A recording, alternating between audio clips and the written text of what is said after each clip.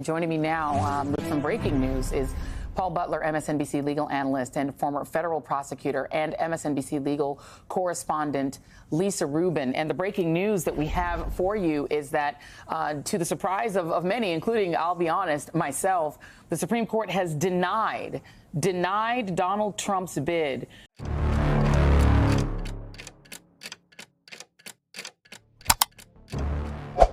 Se suponía que iba a ser solo otra audiencia más, otra jugada ensayada, otro capítulo de una historia que siempre parece terminar con Donald Trump escapando por los pelos, dando la vuelta al juego, manipulando las piezas y saliendo por la puerta principal como si nada hubiera pasado. Pero esta vez fue diferente. Esta vez las puertas no se abrieron.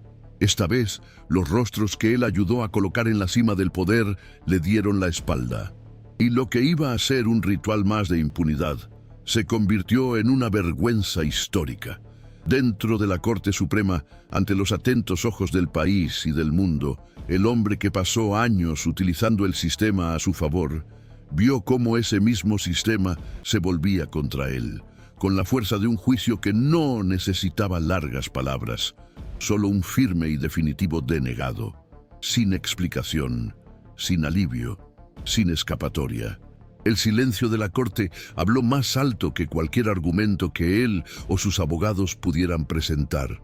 Y fue en ese silencio donde nació un nuevo capítulo de la historia estadounidense, marcado no solo por el colapso jurídico de un presidente, sino por la exposición pública de todo un ciclo de manipulación, arrogancia e intento de dominación institucional. La multitud que se encontraba afuera no estaba allí por casualidad. No era solo curiosidad o espectáculo. Era una señal de que algo extraordinario estaba a punto de suceder.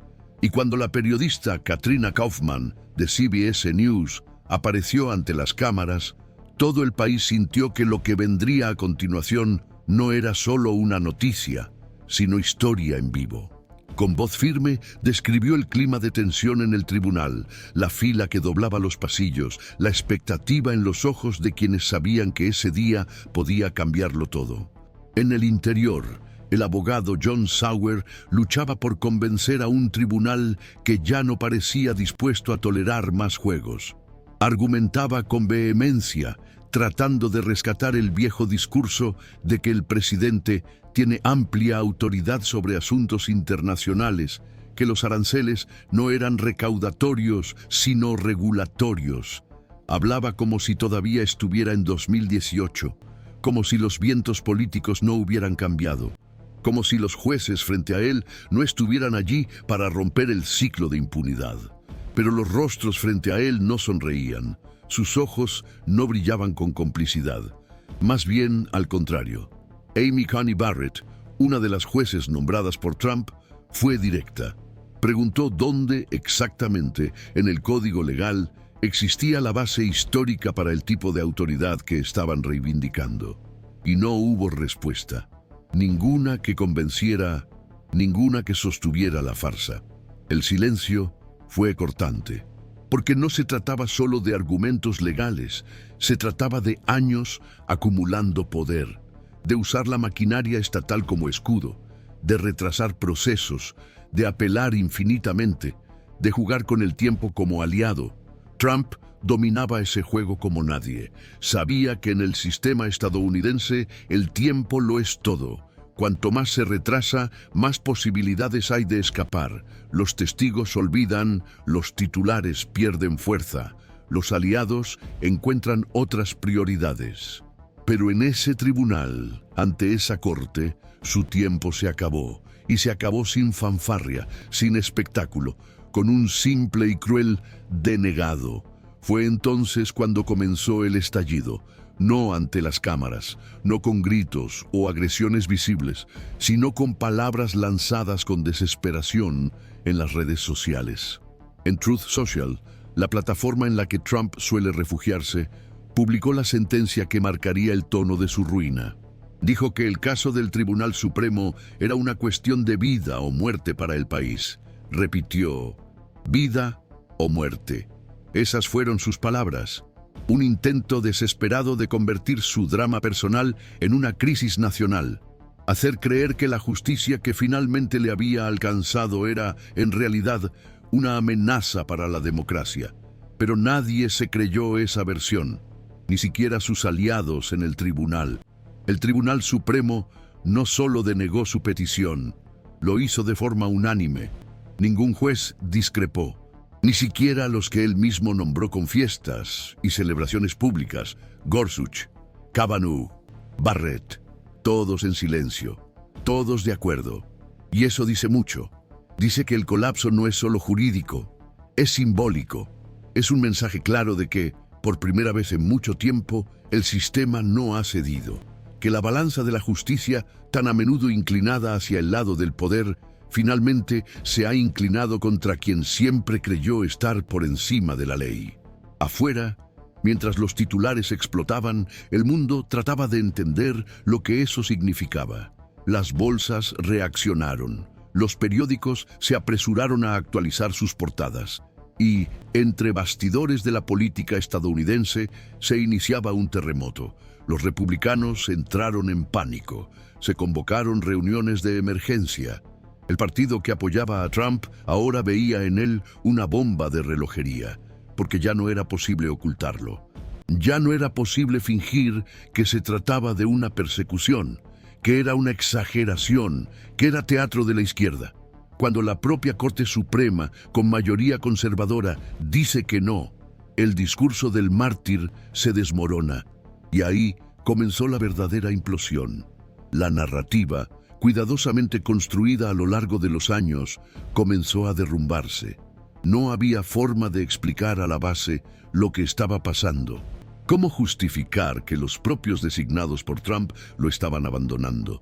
¿Cómo mantener viva la idea de que todo era parte de un plan en su contra, si incluso los más leales ahora guardaban silencio? El colapso emocional era inevitable. Dentro de la Casa Blanca, el ambiente era de caos, gritos, llamadas frenéticas, asesores corriendo para montar estrategias de contención. Pero no había estrategia, no había salida, porque la decisión del tribunal no era solo una derrota momentánea, era el fin de una era, era el mensaje final de un sistema que, después de mucho tiempo, decidió reaccionar. Y Trump lo sabía. Por eso la desesperación. Por eso los posts con tonos apocalípticos, por eso el intento de movilizar a sus seguidores como si fuera la última batalla. Sentía que, esta vez, el castillo que había construido sobre la base del miedo, la mentira y la manipulación, se estaba derrumbando. Las repercusiones comenzaron de inmediato. Los abogados se reunieron. Los analistas jurídicos se apresuraron a interpretar las consecuencias. Y la prensa internacional centró su atención en Estados Unidos, porque lo que sucedió allí no se trataba solo de un hombre, se trataba de todo un país lidiando con los límites del poder, se trataba del precedente que ahora se estaba creando. La decisión de la Corte Suprema indica que ni siquiera el cargo más alto de la nación es inmune al funcionamiento regular de la justicia, que no importa cuántos cargos ocupes, a cuántas personas influyas. You don't hand matches to an arsonist, and you don't give power. Y llegó. Para Trump, llegó de forma brutal, sin cartas en la manga, sin aliados dispuestos a exponerse, sin tiempo para apelar, porque no hay recurso posible tras una negativa del Tribunal Supremo. Es el final del camino. Y ahora tendrá que enfrentarse no solo a los tribunales, sino a la historia, porque lo que se está escribiendo aquí es más que un caso judicial. Es un hito, un punto de inflexión, un momento en el que la democracia estadounidense, tantas veces desacreditada, ha demostrado que aún respira, que aún puede decir no, que aún puede imponerse ante quienes intentan doblegarla. Si has llegado hasta aquí, es porque sientes que algo tiene que cambiar, porque tú también estás cansado de ver cómo los poderosos salen impunes, mientras que el pueblo carga con las consecuencias. Y por eso este vídeo es importante, porque aquí no encubrimos nada, aquí lo exponemos, investigamos, mostramos lo que quieren ocultar. Así que, si este contenido tiene sentido para ti, si quieres seguir cada paso de esta historia que se está escribiendo ante nuestros ojos, suscríbete al canal ahora, sin prisas, sin presiones, pero con conciencia. Porque la información es poder, y juntos seguiremos rompiendo los silencios que intentan callarnos. Lo que pocos se dieron cuenta en ese momento fue que el peso simbólico de ese denegado no se limitaba a las paredes de la Corte Suprema. Resonaba como un terremoto silencioso por los pasillos del poder, las redacciones periodísticas, los grupos privados de campaña, las salas de reunión del Partido Republicano y las mentes afligidas de millones de estadounidenses que, de un lado u otro, sabían que estaban presenciando el comienzo del fin de algo mucho más grande que un simple proceso. El efecto dominó ya estaba en marcha. Con esa simple denegación, la Corte Suprema no solo derribaba el último bastión de protección jurídica de Donald Trump, sino que también implosionaba la narrativa de invencibilidad que él había cultivado como escudo emocional y político.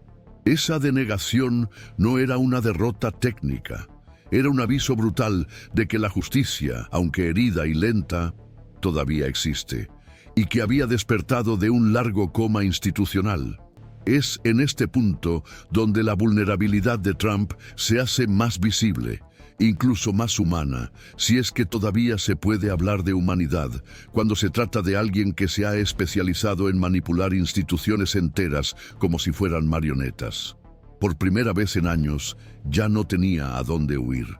Y el miedo se hizo evidente, no en lágrimas o confesiones privadas, sino en arrebatos públicos, en frases grandilocuentes lanzadas en Internet, como si gritar más alto fuera suficiente para hacer retroceder la realidad.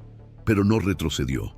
Ningún juez acudió en su ayuda, no se dictó ninguna orden judicial milagrosa, no se abrió ninguna laguna técnica, solo silencio. Silencio jurídico, silencio institucional. Y ese silencio lo decía todo. Decía que el tiempo de los favores había terminado, que la Corte ahora miraba al país y no a la figura de un hombre que se creía por encima de la Constitución. Mientras Trump tecleaba furioso, sus abogados miraban al abismo, porque lo sabían. Sabían que sin la protección de la Corte Suprema, el juego había terminado. La estrategia de posponer hasta que cambiara el viento político, de entorpecer el proceso judicial con recursos, de convertir cada juicio en un espectáculo mediático para dispersar la atención, todo eso se convirtió en polvo ante la palabra final de la justicia. Y no se trata de una exageración emocional. Estamos hablando de un presidente que hasta hace unos meses todavía se movía como si estuviera por encima de la ley, blindado por alianzas institucionales, protegido por nombramientos estratégicos, respaldado por un ejército de abogados millonarios.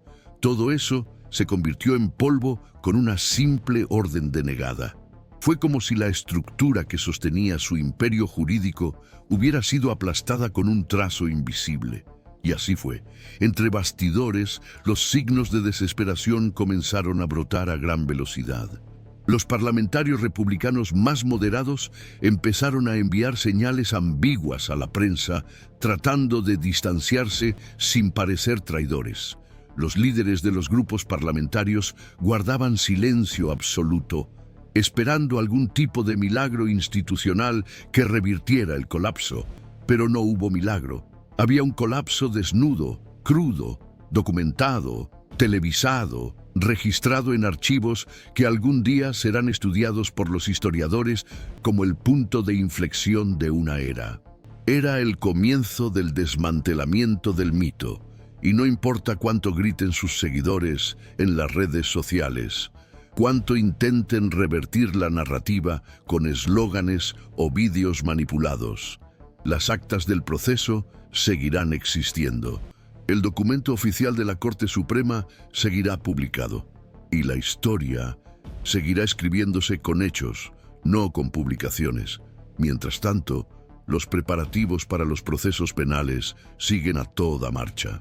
Y aquí entra un componente inédito y caótico. ¿Cómo se organiza la logística para juzgar penalmente a un presidente en ejercicio? ¿Cómo se crea la seguridad institucional para llevar a un jefe de Estado a un tribunal federal sin generar una crisis diplomática, una crisis económica o un colapso de la confianza en los mercados internacionales?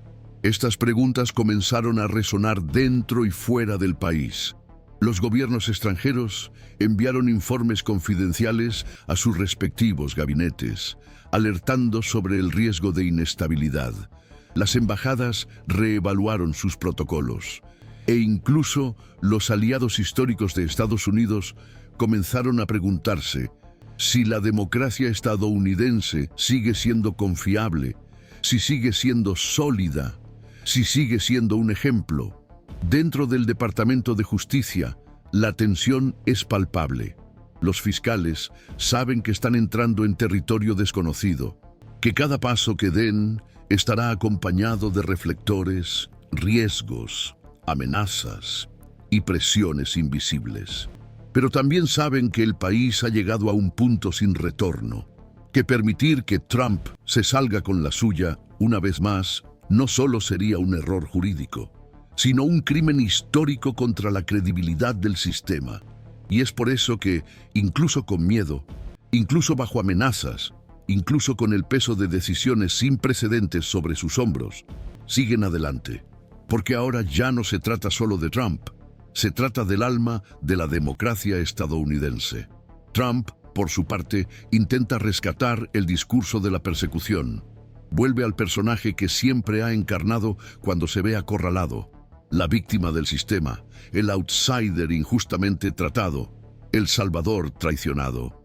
Pero ahora el guión no cuela tan fácilmente, porque la traición, si es que podemos llamarla así, ha venido de los suyos, de los jueces que él mismo eligió, de los aliados que él mismo colocó.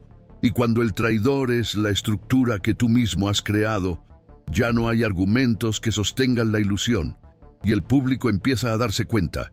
Incluso entre los seguidores más fieles hay malestar. Hay preguntas susurradas, hay dudas que antes estaba prohibido plantear, y es en esos silencios donde crece el colapso. Silencios en los mítines, silencios en las entrevistas, silencios en las donaciones. En el núcleo duro de la campaña, la duda se instala. ¿Cómo mantener una candidatura cuando el candidato puede estar a semanas de un proceso penal con sentencia? ¿Cómo montar una agenda de campaña si hay que acudir a audiencias judiciales con escolta federal? ¿Cómo mantener la imagen de fuerza cuando incluso los jueces designados por el propio acusado se niegan a defenderlo? Las respuestas no llegan. El calendario está suspendido. La estrategia se ha esfumado. Y lo que queda es la desesperación. Una desesperación silenciosa, contenida en reuniones privadas, en llamadas urgentes, en informes confidenciales, pero que se desborda ante el público en cada discurso más exaltado, en cada publicación inoportuna, en cada frase que parece escrita por alguien que ya sabe que ha perdido, pero no quiere admitirlo. Y usted, que observa todo esto, tal vez se pregunte qué va a pasar realmente. La respuesta es simple y aterradora. Nadie lo sabe. Nunca hemos estado aquí antes. Nunca hemos tenido un presidente que, en pleno ejercicio de su cargo, se haya enfrentado a una negativa directa y definitiva del Tribunal Supremo, allanando el camino para inevitables procesos penales. Es lo desconocido. Y eso es precisamente lo que hace que este momento sea tan peligroso y tan importante, porque todo lo que venga después será inédito y será observado por millones de ojos dentro y fuera del país. Lo que Estados Unidos decida hacer ahora resonará durante décadas. Y cada paso en falso puede costar más que reputaciones, puede costar la propia estabilidad de la nación. Por eso existe este vídeo. Porque en medio de tanto ruido, tantas mentiras, tanta distorsión, hay que tener el valor de decir la verdad sin tapujos. Y si crees que esa verdad importa, si crees que hay que seguir cada detalle de lo que se avecina, entonces comenta aquí abajo. Pero no comentes cualquier cosa. Comenta la frase que mucha gente quería haber dicho, pero nunca tuvo dónde escribir. Solo quería la verdad. Escribe eso, déjalo registrado, porque cuando escribes no solo te escuchan, sino que ayudas a que ese contenido llegue a quien lo necesita. Y tal vez, solo tal vez, sea tu comentario el que despierte a alguien que aún no ha visto lo que está pasando. Los próximos meses pondrán a prueba no solo a Donald Trump, sino al propio tejido de la democracia estadounidense. Lo que antes era solo especulación se ha convertido en realidad. Lo que se negaba con arrogancia se ha convertido en documento público. Lo que se trataba como delirios de la oposición ahora se materializa en los pasillos del Poder Judicial. Y la pregunta que flota en el aire es simple, pero inquietante. ¿Cómo lidia el país más poderoso del mundo con la posibilidad concreta de ver a su presidente juzgado como criminal ante los tribunales federales? La respuesta no vendrá de los titulares, no vendrá de las tribunas. Surgirá lenta y brutalmente en los enfrentamientos jurídicos que están por venir, en las reacciones de los votantes, en las decisiones de los aliados que tendrán que elegir entre hundirse con Trump o intentar salvar lo que queda de sus propias carreras políticas. La reacción del Partido Republicano será decisiva, y ahí radica una de las mayores ironías de esta historia. Muchos de los nombres que hoy dudan en criticar a Trump fueron los mismos que lo alentaron, que aplaudieron sus nombramientos para la Corte Suprema, que defendieron cada maniobra jurídica como una estrategia legítima. Pero ahora, con la bomba explotando dentro de su propia casa, la omisión se convierte en cobardía y la vacilación en complicidad. Cada silencio será recordado, cada retroceso será registrado, porque el país está mirando, el mundo está mirando. Y nadie olvidará quién intentó apagar el incendio y quién prefirió fingir que el fuego no existía. Mientras tanto, Trump intenta sacar provecho del colapso. Ya ha comenzado a recaudar fondos con la narrativa de la persecución, convirtiendo la negativa de la Corte Suprema en marketing político. Pide dinero, pide apoyo, pide lealtad, pero la base que lo sostiene, por muy ruidosa que sea, ya no representa a la mayoría silenciosa del país, que está agotada, frustrada y hambrienta de estabilidad. El ciudadano de a pie que ve cómo suben los precios, desaparecen los empleos y se ven amenazados sus derechos, está empezando a darse cuenta de que la crisis no es solo económica o social. Es una crisis moral, y Trump se ha convertido en el rostro de esa bancarrota moral. No sirve de nada gritar más alto, no sirve de nada hacerse la víctima, no sirve de nada culpar a los demás, porque ahora hay pruebas, hay registros, hay decisiones institucionales, firmadas por jueces que llevan el mismo sello ideológico de quienes hoy imploran ayuda jurídica.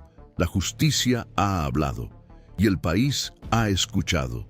En el extranjero, las repercusiones ya han comenzado. Los líderes internacionales se preguntan si Estados Unidos sigue siendo la potencia confiable de antes. Los socios comerciales temen la inestabilidad. Los adversarios políticos, como Rusia y China, observan atentamente, listos para explotar cualquier señal de debilidad institucional. La imagen de Estados Unidos como faro democrático mundial se ha resquebrajado, y esa grieta no ha venido de fuera, ha venido de dentro. No ha sido provocada por un ataque extranjero, sino por años de corrosión interna, por discursos que han normalizado el autoritarismo, por prácticas que han banalizado el desprecio a la ley, por un liderazgo que ha confundido el poder con la inmunidad. Es imposible mirar este momento sin recordar que Trump fue, durante años, la personificación del desprecio por las normas institucionales. Se burló de la prensa, minimizó las investigaciones, acusó a sus adversarios de delitos que él mismo cometió. Transformó la presidencia en una tribuna de guerra y utilizó cada espacio público como trinchera contra cualquier forma de control. Y ahora, ante el límite que juraba nunca encontrar, grita que es una víctima. Pero el eco ya no responde como antes. El cansancio ha llegado incluso a aquellos que antes aplaudían. Y cuando incluso los fieles comienzan a callarse, el colapso deja de ser jurídico y pasa a ser simbólico. Porque no es solo el sistema el que lo rechaza, es el tiempo, es la historia, es el país. Dentro de los tribunales, la burocracia continúa. Se fijan fechas. Los equipos de seguridad montan planes nunca antes probados. Los periodistas se preparan para cubrir audiencias que formarán parte de los libros de historia. Los abogados analizan precedentes, cruzan leyes, intentan trazar escenarios. Pero todos, sin excepción, saben que se enfrentan a lo imprevisible. Y cuando lo impredecible es el propio jefe de Estado, cualquier cálculo se vuelve inestable. Lo que está en juego no es solo el destino de un político, es la integridad de toda una república. Si Trump logra, aún así, escapar de las consecuencias, el mensaje enviado será claro. El poder realmente está por encima de la ley. Pero si se le responsabiliza, aunque sea mínimamente, el mensaje será otro. Todavía hay esperanza. Todavía hay espacio para la justicia. Todavía es posible creer. Es en este delgado hilo en el que camina ahora la democracia estadounidense. Un hilo que se balancea con cada nuevo acontecimiento, con cada nuevo intento de manipulación, con cada nueva publicación incendiaria. Pero también es un hilo que puede afianzarse si los pilares institucionales resisten, y resistir en este momento es más que una elección técnica.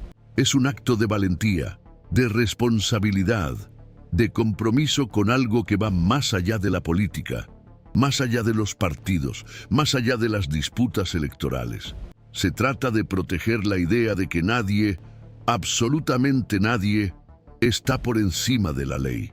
Ni siquiera el presidente. Trump puede seguir gritando, puede seguir montando su espectáculo, puede seguir recaudando dinero sobre su propio colapso, pero ahora todo eso tiene un plazo, porque los plazos judiciales están corriendo, las fechas están fijadas, los procesos avanzan y ya no hay recursos para posponer lo inevitable. La justicia está llegando, no con espectáculo, sino con peso, con documentos, con pruebas, con votos y con el silencio elocuente de la Corte Suprema, diciendo con todas las letras no dichas que se acabó. El ciclo de impunidad se acabó. La era del blindaje institucional se está derrumbando ante nuestros ojos. Y la historia, sí, ya ha comenzado a escribir el veredicto que el tiempo confirmará.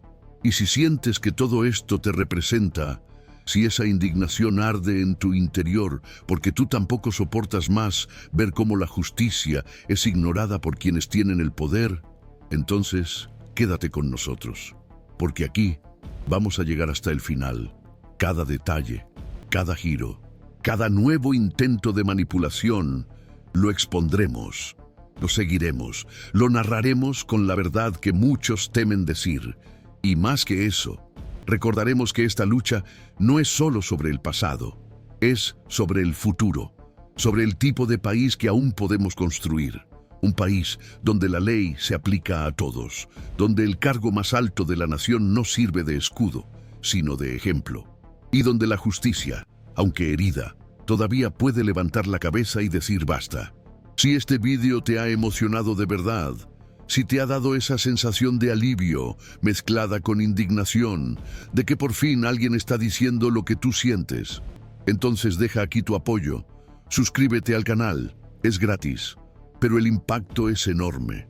Cada suscripción hace que este contenido llegue más lejos, que llegue a otras personas, que despierte a quienes aún están dormidos y, sobre todo, que nos fortalezca para continuar. Porque la verdad no se sostiene por sí sola, necesita una voz. Y contigo, esa voz cobra fuerza. La historia ya está en marcha y ahora tú también formas parte de ella. Sigamos juntos.